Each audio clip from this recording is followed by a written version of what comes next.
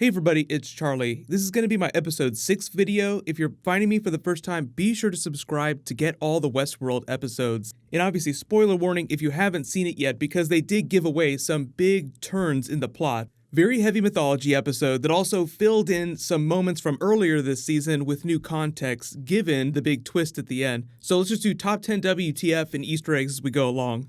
Number 10, they wrap up the Shogun World storyline with Musashi's samurai battle. Totally badass. I think people were really happy to finally see them do a genuine battle like this. Like, they teased that he was modeled after the most famous samurai in history. So as they're fighting, that's why he grabbed the opponent's sword and started fighting with it, because that's his signature style. Then I love the way that he ends himself too. They deal with this sense of honor that they have in Shogun World that you don't really see in Westworld, where there's so much backstabbing. So he ends himself after Musashi chops his hand off, and it's also sort of a parallel for Rinko Kikuchi's character, who cuts her heart out after her daughter has died. Like, her daughter is her heart, so she cuts it out, and she's taking it back to her home to burn it. So number 9, I think that storyline is nice foreshadowing for Maeve's storyline. Also the same thing with the man in black and his daughter. So a lot of ideas about parents, children, and people wanting to leave the park, not wanting to leave the park. This is her home. We choose to stay here. So be prepared for potential Maeve twists. But I think this mountain here is meant to be Mount Fuji. It looked beautiful. I don't know where they filmed these scenes, but I assume a little bit of CG was involved for some of these backgrounds,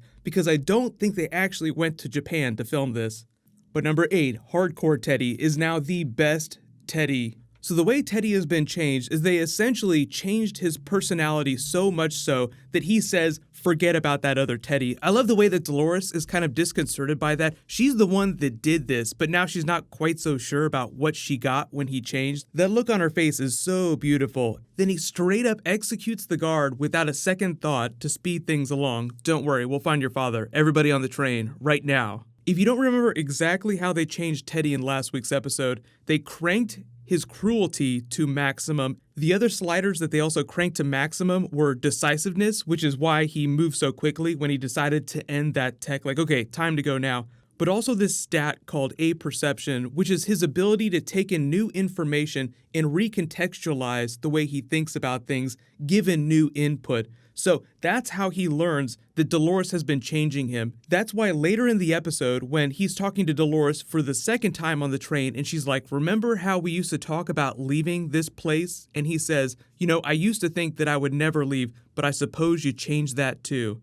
So he's becoming more aware and awakened to this new reality at a much faster pace than he was before. But one of the really cool things, foreshadowing for future Teddy's storyline, is that Lisa Joy, one of the co-creators of the show, said that James Marsden's storyline from here on out was the one that she was most excited about, because the show has kind of wasted him as a character for the last couple of seasons, because James Marsden is a great actor, but they haven't given Teddy a whole lot to do. So from here on out, Teddy is supposed to be totally badass.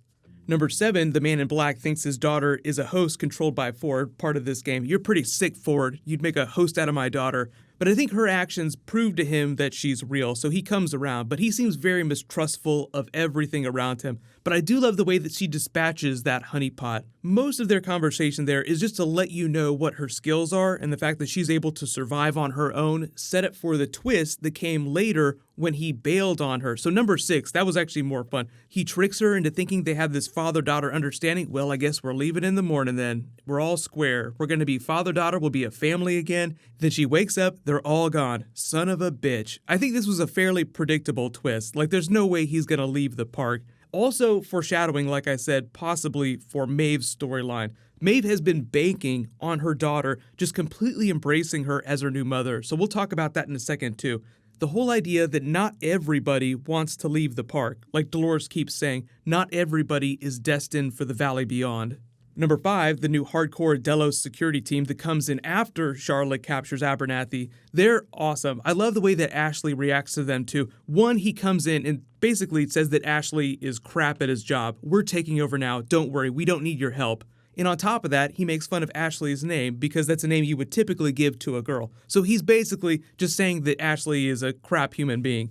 So they basically have what you would think of as like the evil G.I. Joe version of a Delos team. Like, they have all the cool weapons, they have techs that can do what the techs inside Delos can do, and we'll see what ends up happening to them because Dolores is now infiltrating the Mesa. So I think, we're gearing up for a battle between this, supposedly hardcore security team and the hosts. But Ashley's reactions to all this is just priceless. Like, one, he reacts to Charlotte like, wouldn't it have been helpful if you would have told me about all these secret plans because I'm the head of security? She's like, whatever. Like, she doesn't care about him at all. Then he just sort of laughs at the security team when they start making fun of him. Like, okay, whatever. I'll just roll along with this. So you can see that they want you to be sympathetic to some of the Delos people. Like, Ashley seems like a genuinely good person. So I'll be interested to see if he actually ends up trying to help out Dolores at some point. But number 4, Maeve is reunited with her daughter only to find out she has another mother and does not remember her. And they also have this similar scenario that starts to unfold with the Ghost Nation giving her all these flashbacks. So I love the way that they cut it from this really hopeful tone, like she's getting really excited. They shoot it really beautifully, but then as she walks up, there's this look on her face, this beautiful mixture of confusion, horror, and then rage when she realizes the reality of the situation. So if it wasn't clear, what's going on here is that the Ghost Nation looks like they're part of Dolores' rebellion. He says that they're on the same path. So they're not trying to kill her like they were in the original loops. They're trying to get her to join him, and she doesn't want to have anything to do with that. Just like she didn't want to have anything to do with Dolores' uprising. But I think the moment that we're headed for here is that Maeve's daughter potentially might not want to leave the park or might not be ready to, and she won't be able to take her with her. So she'll have to bury her heart the way that Rinko Kikuchi did in a fashion. Like, we're all talking about metaphors here because remember, Maeve can control any of the host minds, so she could force them to do anything that they want. But I don't think that she's going to force her daughter to come with her if she doesn't want to go. Number 3, Bernard and Elsie inside the cradle cut into his skull to take out his memory core without turning off his pain sensitivity, so he feels it just like a normal person. It's a pretty harrowing scene just seeing him scream there and then go lifeless as essentially his brain is pulled out and interfaced into the Matrix. She also has a couple lines of dialogue that foreshadow a big twist with him possibly getting a different memory core in next week's episode or the week after that maybe, when she says, even if she can put Humpty Dumpty back together, that doesn't mean that she's going to be able to make Bernard like he was before. Like, she can't automatically undo all the damage that was done. So I think this is where we're getting to the idea of Bernard swapping consciousness, swapping into different bodies. They also take great care to remind you of the scenes where he grabs that red human memory core from the secret lab. They cut that when he was getting ready to enter the Matrix. So you have someone else's human consciousness and Bernard's sort of getting mixed up in the same scene here because of that big scene at the beginning of the episode.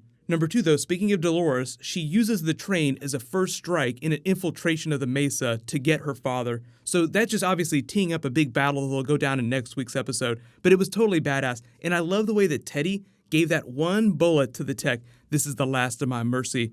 Best use it quick. Like I said, hardcore Teddy is the best version of Teddy. But number 1, obviously, the big reveal that Bernard goes into, this sort of collective backup of the park itself and all the host's consciousness and finds Ford inside the Mariposa. But I think what they're implying here is that before Ford initiated his Journey into Night protocol at the end of season 1 and had Dolores kill his human body, he had uploaded his consciousness into the cradle here and had been using it to control all the systems of the park, orchestrating all the things that we've been seeing going down. And it also explains how he's using the other host to speak to the Man in Black whenever he wants to. So if it wasn't clear in the earlier episodes, they actually said that the cradle is where they store all the backups for the host. So all these people that you see walking around here, like you see Dolores on her loop, this is essentially a version of the park that they could just re-upload to all the hosts and turn everything back to normal. But they said in last week's episode in the future timeline, after all the Delos people come to the park at the end of this, 2-week period, that the cradle had been destroyed. So just keep that in the back of your mind, that the backups will eventually be destroyed. But right now in the past, we see that Ford is alive inside there, controlling everything. The real twist, I think, with that conversation that Dolores is having with this person here that seems like Bernard at the beginning of the episode, I think is the tip-off that she is actually going to orchestrate events so that the show can bring back Arnold.